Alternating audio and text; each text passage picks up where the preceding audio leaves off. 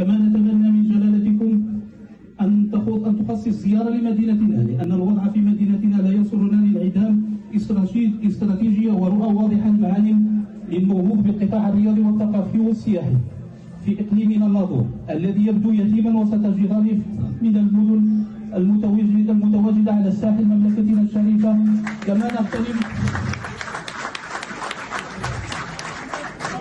كما نغتنم الفرصة أيضا لتجديد مطلبنا الأساسي ومطلب كل ساكنة إقليم الناظور في بناء مركب رياضي يليق بسمعة الإقليم ومستقبله التنموي وثقله الاقتصادي. صاحب السمو والفخامة إن أبناء الجالية أصروا على هذه الكلمة فقط لإيمانهم الكبير بشرعية مؤسستكم الملكية. وأختتم بقوله تعالى: إن يعلم الله ما في قلوبكم خيرا يؤتيكم خيرا.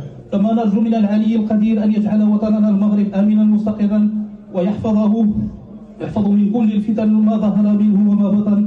كما نرجو من العلي القدير أن يبقى المغرب موحدا دائما من درجة العالية إلى الجويلة الحبيبة بشعبها تحت قيادتكم الجليلة وسياستكم النيرة.